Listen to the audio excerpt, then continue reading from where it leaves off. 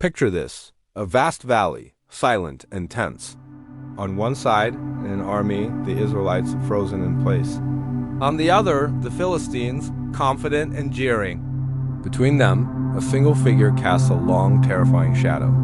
This is Goliath of Gath. He's not just a man. He's a mountain of muscle and bronze, nearly 10 feet tall.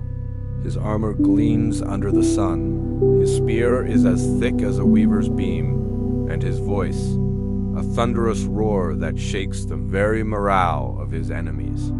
For 40 days, the scene is the same. Every morning and every evening, Goliath stomps into the valley, his booming voice echoing off the hills.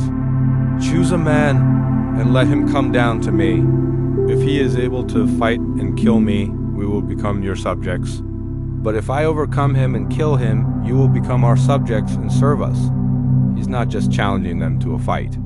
He's mocking their courage, their strength, their God, and the response from the Israelite army? Silence, utter, crippling fear. Not a single soldier, not one seasoned warrior dares to step forward. They see a giant, an unbeatable force, and their spirit withers. But then someone new arrives on the scene. He's not a soldier. He's a shepherd boy named David, sent by his father to bring food to his older brothers on the front lines. He's young, ruddy, with a shepherd's staff in his hand and a bag of provisions on his shoulder. He hears Goliath's taunts, sees the terror in the eyes of the soldiers, and something ignites within him. He doesn't see an unbeatable giant. He sees an arrogant bully defying the armies of the living God. He asks the men around him, "What will be done for the man who kills this Philistine and removes this disgrace from Israel?" The soldiers, probably a bit amused by his youthful audacity, tell him about the reward's great wealth, the king's daughter in marriage, and a tax exemption for his family. But David isn't motivated by riches or fame. He's driven by a righteous anger, a deep-seated faith that tells him this situation is just plain wrong. His older brother, Eliab, overhears him and gets angry. He scolds David, "Why have you come down here? And with whom did you leave those few sheep in the wilderness?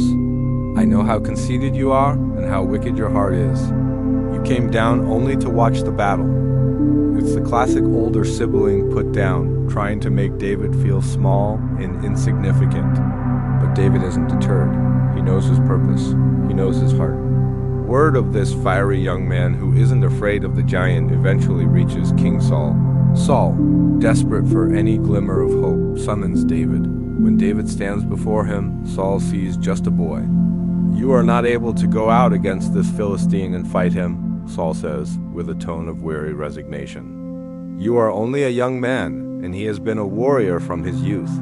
It's the voice of practical, worldly wisdom, the voice of experience.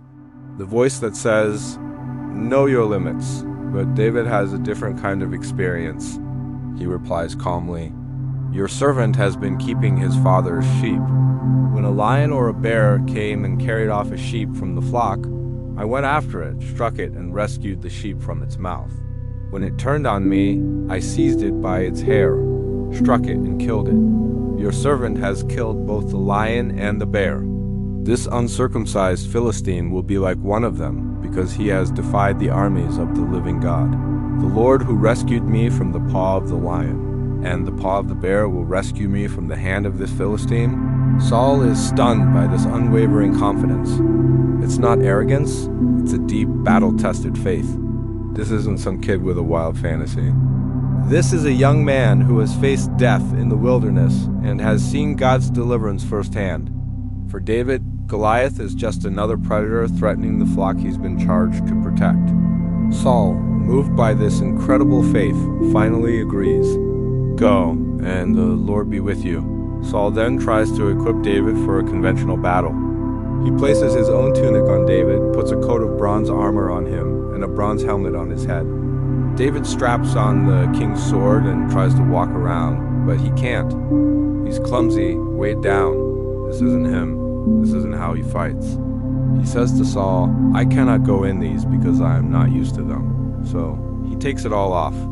He sheds the worldly expectations, the conventional armor, the very things that everyone else thought were essential for survival. Instead, he walks toward the stream, bends down, and chooses 5 smooth stones. Just 5 ordinary stones, the kind you'd find in any brook. He places them in his shepherd's bag. With his staff in one hand and his sling in the other, he walks out into the valley to face the giant. He's not going as a soldier. He's going as a shepherd. He's going as himself, armed with the tools he knows and the faith he lives by. As David approaches, Goliath looks down at him with utter contempt. He sees a boy, not a warrior. He sees rosy cheeks, not a battle-scarred face, and he is insulted. "Am I a dog," he bellows, "that you come at me with sticks?" The Philistine giant curses David by his gods, his voice filled with venom. "Come here," he roars, "and I'll give your flesh to the birds and the wild animals." The armies watch, holding their breath. This looks like a suicide mission, a lamb being led to the slaughter. But David doesn't flinch.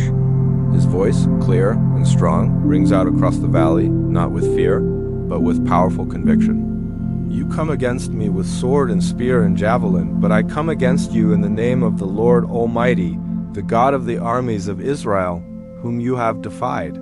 This day the Lord will deliver you into my hands, and the whole world will know that there is a God in Israel. All those gathered here will know that it is not by sword or spear that the Lord saves. For the battle is the Lord's, and he will give all of you into our hands." This was the ultimate declaration. David framed the battle not as man against man, but as his God against Goliath's pride.